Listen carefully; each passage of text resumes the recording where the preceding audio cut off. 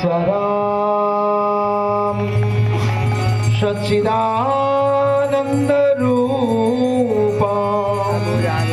लसत्कुण्डलं कपिले भजमानं नमामि शरणं सच्चिदानन्दरूपं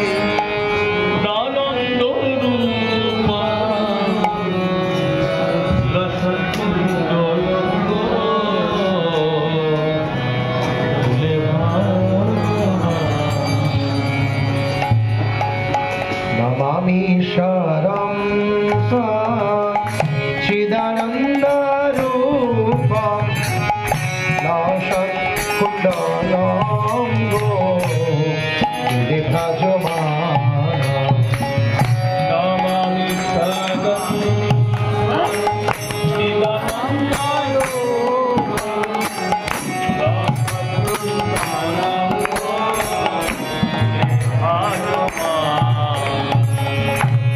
যশোদাভিও লুখ লব্ধবমান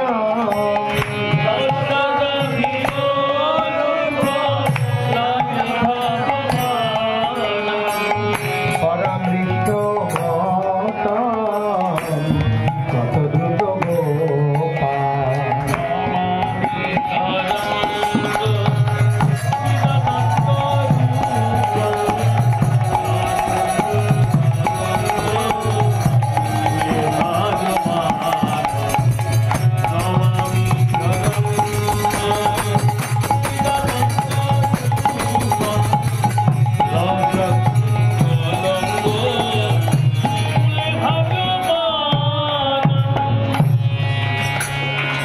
এই গানের শুরুতে সত্যব্রত মুনি যে শব্দটি ইউজ করলেন সেটা হচ্ছে নমামি। নমামি নমামি মানে প্রণাম। ভগবত গীতায় কৃষ্ণ একটা শ্লোক দুবার বলেছেন। যখন আমরা আমাদের বিচারে এক কথা বারবার বলি তখন বলা হয় গ্রামাটিক্যাল মিস্টেক। এক কথা বারবার বলা হয় না, হি সে দে এরকম লাগানো হয় তখন। কিন্তু ভগবান তো চতুষ্টয় দোষ থেকে মুক্ত। তিনি যখন কোনো কথা একবারের বেশি দুবার বলেন, বারবার বলেন, তা বুঝতে হবে এর গুরুত্ব আরোপ করার জন্য। হরের নাম হরের নাম হরের নাম হইব কলৌ নাস্তেব্য নাস্তেব্য নাস্তেব্য গতিরন্যতা। হরিনাম হরিনাম হরিনামিষা, এছাড়া অন্য কোনো উপায় নেই, অন্য কোনো উপায় নেই। একইভাবে গীতায় ভগবান একটা শ্লোক দুবার বলেছেন। 9 অধ্যায় 34, 18 অধ্যায় 65। কি শ্লোক? মন মানা ভাব মদ ভক্ত মজ্জা জীবাম নমস্কুরু মামে বৈশ্বিষ্য যুক্তৈব আত্মা নাম মদ পরায়ণ। আর একটা শ্লোক একটু চেঞ্জ, প্রতি জানে প্রিয় ছিল, এইটুখানি চেঞ্জ, বাকি এক। এখানে কৃষ্ণ 4টি অপশান দিলেন, মন মানা, মদ ভক্ত, মজ্জাজি আর নমস্কুরু। এখন আপনারা হাত তুলবেন, অপশানে টিক দেবেন। হ্যাঁ, কারা কারা ভগবানকে মন দিয়েছেন বা দিতে চান? হাত তুলুন। আপনি হাত তুলুন। কোনটায় হাত তুলেছেন? দিতে চান না দিয়েছেন? দিতে চাই। যারা দিতে চাই ভাবছেন ঠিক আছে, দিয়েছি ভাববেন না। কারণ মন এত চঞ্চল, এত চঞ্চল, এত চঞ্চল। আমি কালকে শ্রীপাদ মণিগোপাল প্রভুর একটা প্রবচন শুনছিলাম, সেখানে মণিপ্রভু গীতার পাশে দাঁড়িয়ে আছে, পাশে দাঁড়িয়ে বলছে চঞ্চল হি মনকৃষ্ণ প্রমাথি বলভদ্র তস্যাম নিগ্রহম মন্যে বায়ুরেব সুদুষ্করা। তো মনকে এখানে কি কি বিশেষণ দিয়ে যুক্ত করা হয়েছে? প্রথমে বলা হলো চঞ্চল, খুব চঞ্চল মন, খুব চঞ্চল। তারপরে কি বলা হলো? প্রমাথি। প্রমাথি মানে শুধু চঞ্চল নয়, প্রমাদগ্রস্ত, মানে পাগল। শুধু চঞ্চল নয়, সাথে আবার পাগল, প্রমাদগ্রস্ত। তারপর বলবৎ, শুধু পাগল নয়, রোগা পটকা পাগল হলে বাড়াবাড়ি করলে ধরা যায়, এই হৃষ্টপুষ্ট পাগল, মানে ওকে কায়দায় আনা যাচ্ছে না, লাফালাফি করছে। আর লাস্ট হচ্ছে দৃঢ়। চঞ্চলেই মনকৃষ্ণ প্রমাদি বলবৎ দৃঢ়। দৃঢ় মানুষের পাগলার মধ্যে দৃঢ় একদম। আমাদের মনটা এইরকম পাগল, এইরকম পাগল যে মনকে চঞ্চল মনকে কৃষ্ণোন্মুখী করা খুব কঠিন ব্যাপার। যারা জপের সময় উপলব্ধি হয়, আপনি পরিকল্পনা করে বসলেন আজকে 108টা ঘুঁটি মন দিয়ে জপ করব, 8টা ঘুঁটির পর মন যে কোথায় চলে গেছে বোঝাই যাচ্ছে না। তার মন বুঝতে পারছেন কত চঞ্চল, অনেক চঞ্চল। যত ফ্যামিলি প্ল্যান জপমালা হাতে ঢুকে গেলেই আরম্ভ হয়ে যায়। ফ্যামিলি প্ল্যান, গোকুলানন্দকে কোন স্কুলে ভর্তি করব, মনে হয় না? সমস্ত প্ল্যান জপের সময় কবুল হয় না। আমার তো হয়, যত প্ল্যান সব কিছু ওই জপের সময়। মাতাজিদের সারাদিন কি রান্না করবে, কোন সবজিতে কি মশলা দেবে, সব প্ল্যান জপের বেলাটা হাতে ঢোকালে মনে পড়ে যায়। যদি মনে করা হয় যে সারাদিনে রান্না শেষ করে জব করতে বসবো, তাহলে তার মশলাগুলো চিনতে হবে না। তাহলে কি মনে হবে কালকে সকালে কি রান্না করবে। ফ্যামিলি প্ল্যান নয়, ইয়ার প্ল্যান, সারা বছর কি করব ওটাও জপের সময় মনে পড়ে। এটা করতে হবে, ওটা করতে হবে, সেটা করতে হবে। আমি এই জন্য উৎসবের সময় কাগজ পেন নিয়ে বসি, ডান হাতে জপের মালাটা থাকে আর বাঁ হাতে এই আরশোলার মতো টেরা ব্যাখ্যা করে লিখে রাখি। যতক্ষণ না লিখে রাখবো ওইটাই মাথার মধ্যে ঘুরতে থাকবে, এটা করতে হবে, ওটা করতে হবে, সেটা করতে হবে। আবার আবার নাও লিখে রাখি। রথের সময়, জন্মাষ্টমীর সময় খুব চাপ হয়ে যায়, এটা লিখে রাখতে হয়। একদিকে ভালো, জপের সময় ভালো ভালো চিন্তা আসে, পরে ভুলে যাই আবার সেই লিখে রাখতে হয়। তো মন এত চঞ্চল, আমি তো মন্দিরে আছি, তারপরে আমি আমার মন কন্ট্রোল করতে পারছি না। আপনারা তো গৃহস্থ জীবনে আছেন, সহজ? খুব কঠিন। তাহলে কৃষ্ণ যে বললো মনমনা 24 ঘন্টায় আমায় মন দাও, হলো দেওয়া সহজ? খুব কঠিন। বাংলা একটা কথা আছে, ঘরে নেই যা ছেলে চাই তা।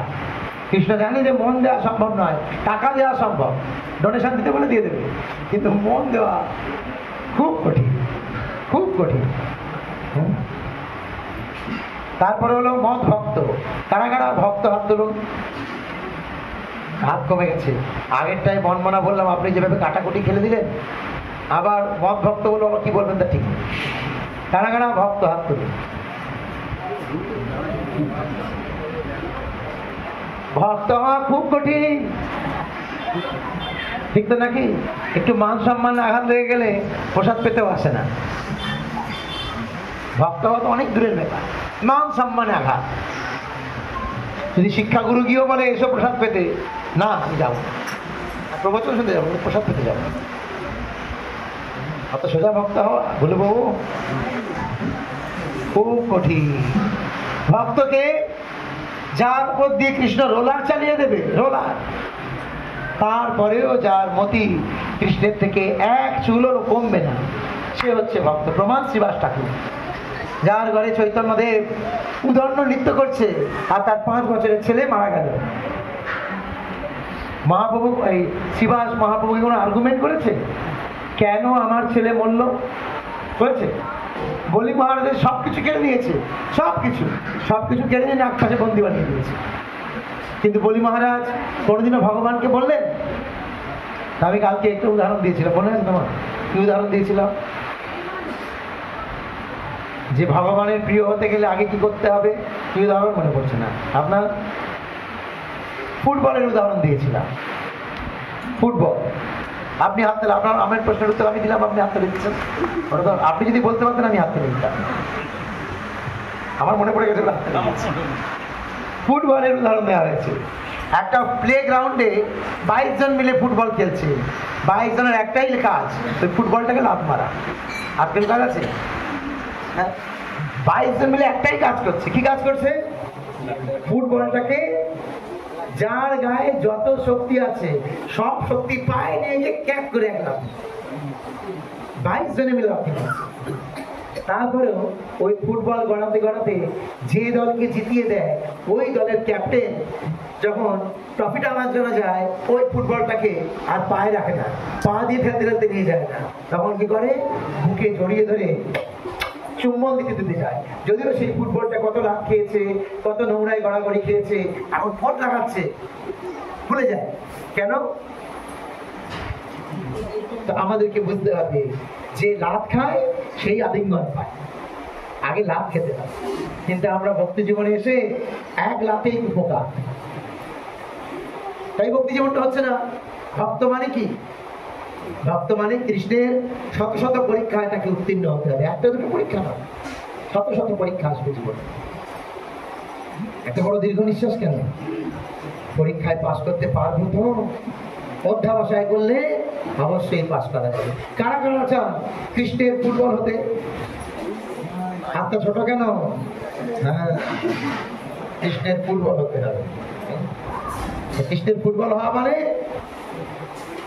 লাভ খেতে হবে। কৃষ্ণের ফুটবল হওয়া সহজ। কারা কারা চান বৈষ্ণবের ফুটবল হতে? এখানেই মুশকিল। কেন? আমি জানি কৃষ্ণ কোনোদিন আমার লাভ পাবে না, ওটা তো পাথরের বিগ্রহ। কিন্তু বৈষ্ণব তো আমাকে বলবে। কেন আজকাল লোকে ইউটিউবে ক্লাস শুনতে চায়, সামনাসামনি নয়? কেন? ইউটিউবে শাসন নেই, ইউটিউবে শাসন নেই, সামনে শাসন করে দেবে, ডাইরেক্ট আমার নাম ধরে বলে দেবে। সেই জন্য সামনে এসে বসতে চায় না। প্রভু আমি ডেলি আপনার নিত্য ভাগবত শুনি, কিন্তু ক্লাসে বসবো না। কেন? তা সামনাসামনি বসলে উত্তম মধ্যম বলা হয়। সাধুর কাজই তাই। সাধু হচ্ছে আয়না।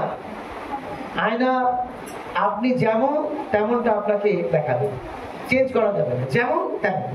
তো ভগবত গীতা 14 অধ্যায়, ভগবত গীতা 16 অধ্যায়, এখন তোমরা করছো না 14 অধ্যায় ভক্তি শাস্ত্রে? পুরো আয়না না? পুরো আয়না।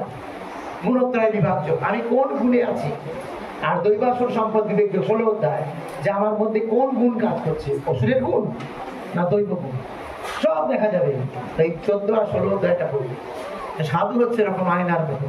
সাধু সঙ্গে আসলে নিজেকে দেখা যায় যে আমি কোথায় পতিত হয়ে রয়েছি, কোথায় পড়ে আছি। সেই জন্য ওই ভক্ত হওয়া খুব কঠিন। ভক্ত মানে যতই জীবনে দুঃখ আসুক, বিপদ আসুক, লাঞ্ছনা গঞ্জনা আসুক, কৃষ্ণের প্রতি কোনো মানে কি বলবো, বিরূপ মনোভাব থাকবে না। থ্যাংক ইউ কৃষ্ণ, তুমি যেটা করেছো ঠিক করেছো। এটা হচ্ছে ভক্তের লক্ষ্য। 3 নম্বর, মত যাজি আমায় পূজা করো। কারা কারা ভগবানকে পূজা করতে চান? সহজ পন্থা, হাত উঠেছে। কার কার বাড়িতে বিগ্রহ আছে হাত তুলুন। নহটার লোকেরা লজ্জায় হাত তুলবে না, কারণ তাদের বিগ্রহগুলোকে সব এখানে নামিয়ে দিয়ে যায়। আমি তো দেখেছি, ঠিক না বাবু? নাই তো বিগ্রহ, নহটাকার বাড়িতে বিগ্রহ নাই, নেই। আমি দেখেছি এই আগে ত্রিবিক্রমের পেছনে সামনে কত গোপাল বসিয়ে দিয়ে গেছে বিভিন্ন জায়গায়। তাহলে পুজো করতে পারছে না, গোপাল নিয়ে নিয়েছে। তাহলে আগে কি হলো, মায়াপুর, বৃন্দাবন, পুরী গেল, খুব লোক আসলো বিগ্রহ। প্রথমে আগ্রহ হলো, আগ্রহ থেকে আসলো বিগ্রহ। তারপরে কয়েকদিন বাদে হবে নিগ্রহ। এই তুই করে দে, ওই তুই করে দে, পুজোটা তুমি নিয়ে এসো ঠাকুর, তুমি করে দে, নিগ্রহ। আর তারপরে কি হয়ে যাবে, গলগ্রহ, নামিয়ে দিয়ে যাবে। এখানে পুজো নেই, পুজো নেই। এখন আমাদের যা পরিস্থিতি, আমরা সঠিক পূজা করছি না। পূজা মানে কি? পূজা মানে হচ্ছে আত্মবৎ সেবা। আত্মবৎ সেবা মানে কি? আমি নিজেকে যেমন ভালোবাসি তেমন কৃষ্ণকে সেবা করা, ঠিক নিজের মতো করে, নিজের মতো করে সেবা করতে হবে। প্রভুপাদ শিখিয়েছেন আত্মবৎ সেবা, নিজের মতো। আমি যেমন খাই, যেমন জামা কাপড় পরি, ঠিক সেইভাবে কৃষ্ণেরও খিদে পায়, কৃষ্ণেরও গরম লাগে, কৃষ্ণেরও ঠান্ডা লাগে, এইরকম এই ভাবটা তৈরি করতে হবে। বহু জন্ম করে যদি নাম সংকীর্তন, তথাপি না মিলিবে ব্রজের ব্রজেন্দ্রনন্দন, পাওয়া যাবে না। যদি মনে করা হয় উনি তো বিগ্রহ, পাওয়া যাবে না। তো ওনাকে মনে করতে হবে একজন ব্যক্তি, তবে পাওয়া যাবে, তবে সেই রেসিপ্রোকেশন হবে। আমাদের কৃষ্ণ আছে, আমাদের বাড়িতে নকুল দানা ভোগ লাগায়, নিজেরা কত কিছু খাই, কিন্তু ওনাকে কি দিই, নকুল দানা। আমি এতে গেছি আপনাদের রঘুনাথ সরকারের কি বলে, রঘুনন্দনের শ্রীপাঠে, হ্যাঁ শ্রীখণ্ড। তো বলছে আমাদের ঠাকুর চিনির ঠাকুর, চিনি খুব ভালোবাসে, চিনির ঠাকুর গেলেই একটা বড় হিস্ট্রি বলবে। কিন্তু সেখানে যদি আমরা একটু কীর্তন করতে চাই, কীর্তন করতে দেবে। আরে যে মহাপ্রভু কীর্তনের প্রবক্তা, সেই মহাপ্রভুর ভক্তদের ঘরে আজকে কীর্তন হলে বন্ধ করে দিচ্ছে। আমরা গিয়ে আবার কীর্তন করতে যাচ্ছি না, করতে দিচ্ছে না। কি আশ্চর্য! পুজো পার্বণ নেই, সব লাস্ট পড়ে রইল কি নমস্কার, কমপক্ষে আমাকে প্রণাম করো। কিন্তু আমরা প্রণামটাও করি না। কি বলছেন?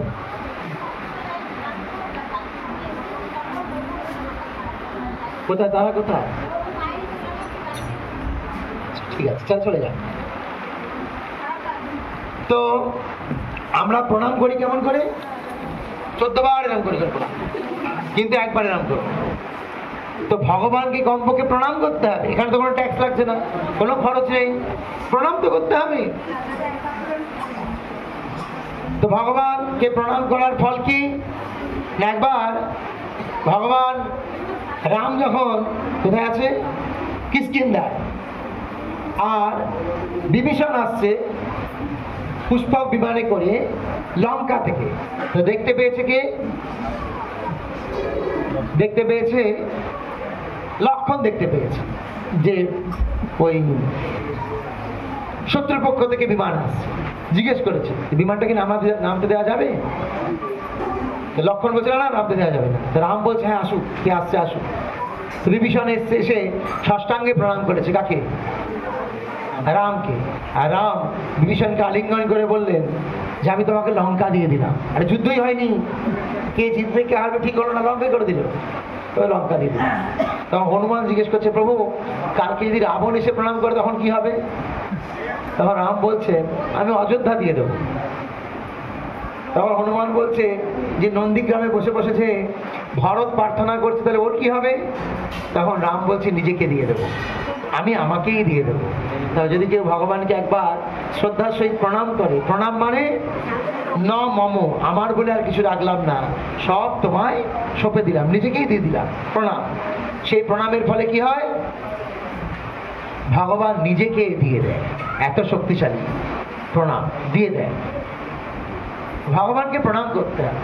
তাই সত্যব্রত মুনি প্রথমে কি করলেন? প্রণাম করলেন, নমামি ঈশ্বরম। কাকে প্রণাম করলেন? ঈশ্বর। দেখো সবাই তো ঈশ্বর, যত দেবদেবী আছে সবাইকে এক কথায় বলা হয় ঈশ্বর। তাই তিনি চিন্তা করলেন যে ভবিষ্যতে মানুষ কোন ঈশ্বরকে প্রণাম করেছি সেই নিয়ে দ্বিধাগ্রস্ত হবে। তাই তিনি স্পষ্ট করার জন্য বললেন সচ্চিদানন্দ রূপম। কে ঈশ্বর? কৃষ্ণই হচ্ছেন ঈশ্বর, যার রূপ হচ্ছে সচ্চিদানন্দ। আমরা হচ্ছি ক্ষিতি, অপ, তেজ, মরুদ্গম, মন, বুদ্ধি, অহংকারে গঠিত, কিন্তু ভগবান সৎ, চিত আর আনন্দ দিয়ে গঠিত।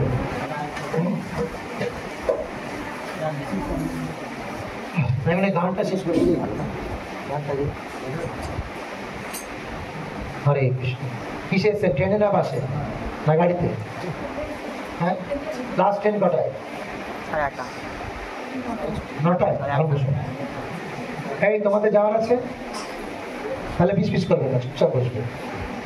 আমি জিজ্ঞেস করছি যারা যারা এখানে উপস্থিত রয়েছেন তাদের ট্রেন কটায়? হ্যাঁ, লাস্ট ট্রেন কটায়? হ্যাঁ, কটায়? 8:30টায়। ঠিক আছে, এখন যারা শুনতে চান শুনুন, আর যদি মাঝে মাঝে খুশখুশ করবেন আমি 5 মিনিট সময় দেবো, উঠে যান। যারা থাকবে তাদেরকে বলা হবে 5 মিনিট সময় দেওয়া হবে। হ্যাঁ, যারা উঠবেন এখন উঠে যান। এরপরে কানা ঘুষা, ঘড়ি দেখা, ফিস করা, বাইরে উঠলেই কিন্তু কেলেঙ্কারি হয়ে যাবে। 5 মিনিট সময় দেবো তা বলবো? হ্যাঁ, চলো।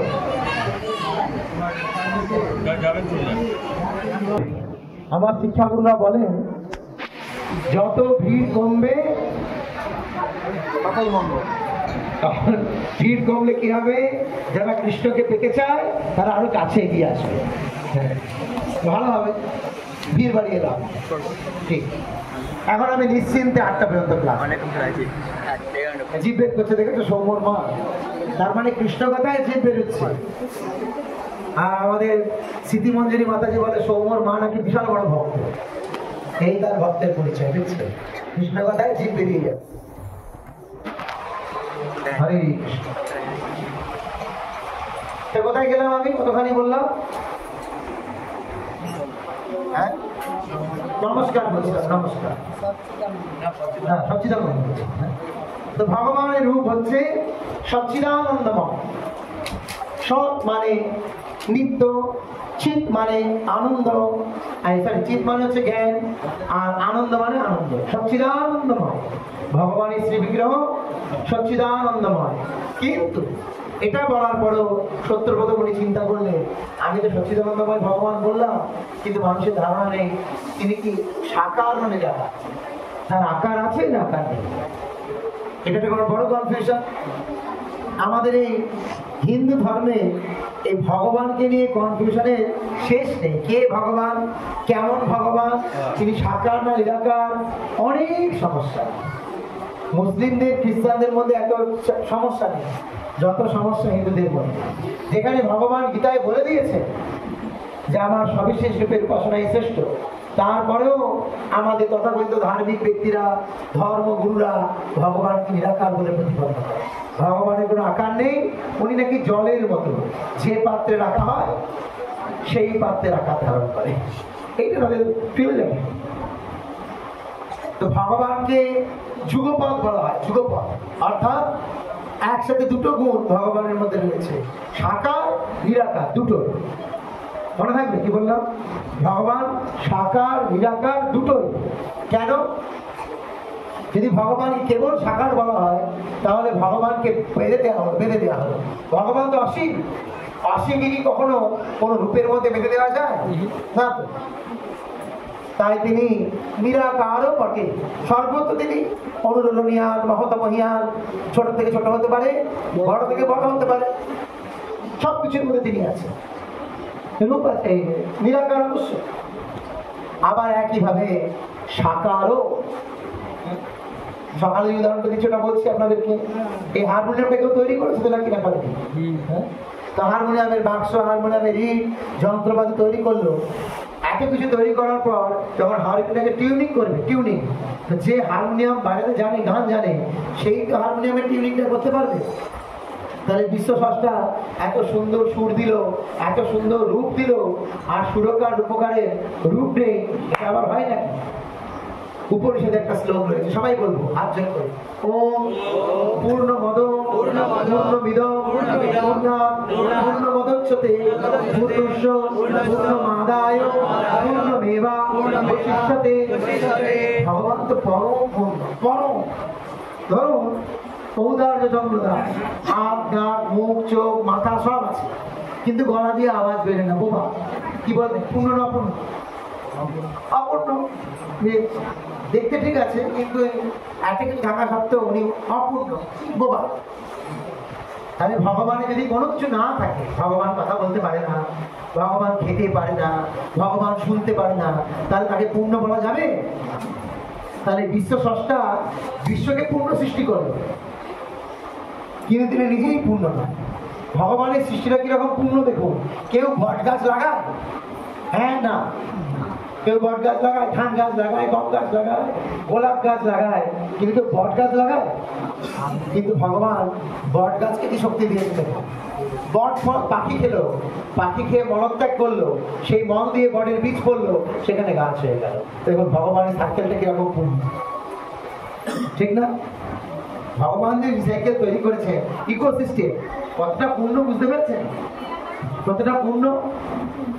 হ্যাঁ, ভগবান এই জগৎকে কেমন তৈরি করেছে দেখুন।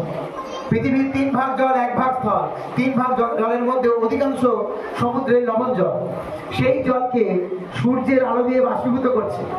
বাষ্পীভূত শুধু সূর্যের আলো দিয়ে সমুদ্রের জলে করছে না, ল্যাটিন, ইউরিন, কফ, থুতু, ড্রেন, আপনি কাপড় মেলে দিয়েছেন, ভিজে কাপড়, সেই জল, সব জলকে উনি শোষণ করছে, করে মেঘ বানাচ্ছেন। মেঘের পর বৃষ্টির জল করে বানাচ্ছেন। কিরকম ইকোসিস্টেম দেখছেন? হ্যাঁ, ভগবানের পরিপূর্ণতা এবার ভেবে দেখুন। যিনি এত পূর্ণ, তার নিজের কোনো রূপ নেই, এটা হতে পারে? তো অনেক মায়াবাদীরা তারা এরকম বলে ভগবানের কোনো রূপ নেই, আর আমরা তাদের কাছে মাথা বিক্রি করে আসছি, তাকে গুরু ভাবছি। যে ভগবান সম্বন্ধে এই সামান্য জ্ঞানটা নেই, তাদেরকে আমরা গুরু পদে আসীন করিয়েছি। গুরু বলছে আরে ভগবান ভগবান কিছু নেই, সেই পাত্রে রাখা কালী দুর্গাশী সবাই ভগবান, সবাই ভগবান, আমি ভগবান তুমি ভগবান, সবাই ভগবান। এইরকম প্রচারের দ্বারা আমরা প্রভাবিত। তাই প্রভুপাদ যখন গেলেন বিদেশে, প্রভুপাদের প্রণাম কি? নির্বিশেষ শূন্যবাদ পাশ্চাত্য দেশে। ভগবান নেই এটাও ভুল, আর ভগবানের কোনো বিশেষ রূপ নেই এটা ভাবাও ভুল।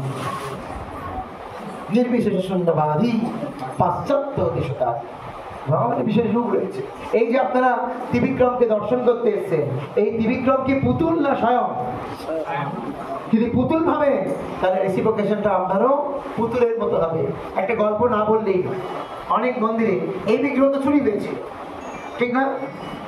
এই বিগ্রহ চুরি হয়েছিল না হয়নি? কারা জানে এই বিগ্রহ চুরি হয়েছিল? আরে চুরি করে থেকে পুকুরে ফেলে দিয়েছিল, চুরি হয়েছিল। তাহলে কারা বিগ্রহ চুরি করলো? এখন কেউ প্রশ্ন করতে পারে যে চতুর্ভুজ বিষ্ণু নিজেকেই রক্ষা করতে পারে না, সে আবার আমায় কি রক্ষা করবে? বলতে পারে না, পারে না? আমার কথাটা বুঝতে পেরেছেন? একটু বললাম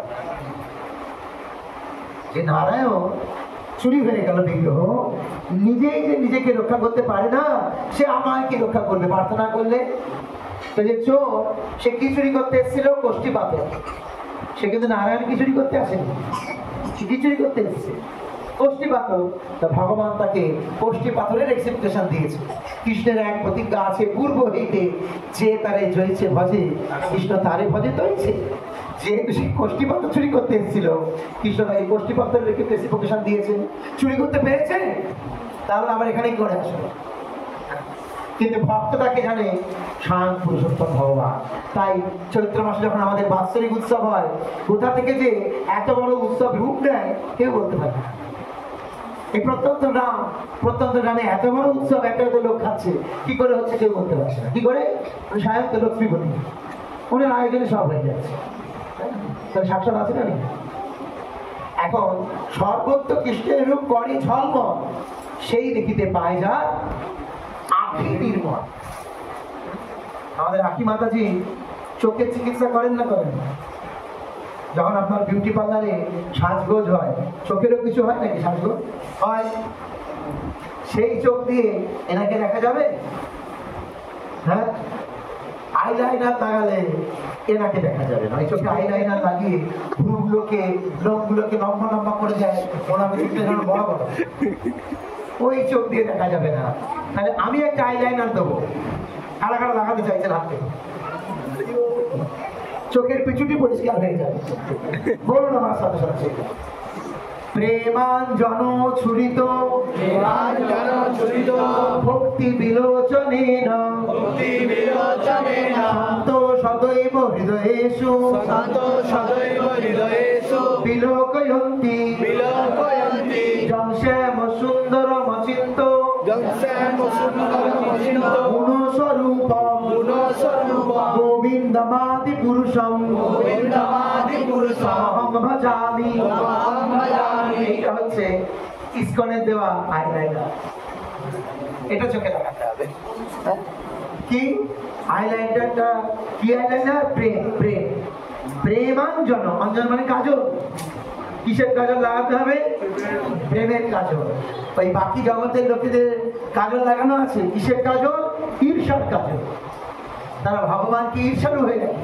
যখন ভগবানের ভোগ নিয়ে যাওয়া হয়, তারা কি বলে? আমরা কখন ভোগ খাবো? ভগবানকে ভোগ না খাওয়া প্রসাদ খাবো, আমরা কখন ভোগ খাবো? তার মানে তার ভগবানের খাবারে লোভ রয়েছে, লালচি। ভগবানকে ভোগ লাগানোর সময় ওই জন্য চাপা দিয়ে আড়াল দিয়ে নিয়ে যাওয়া হয়। কেন?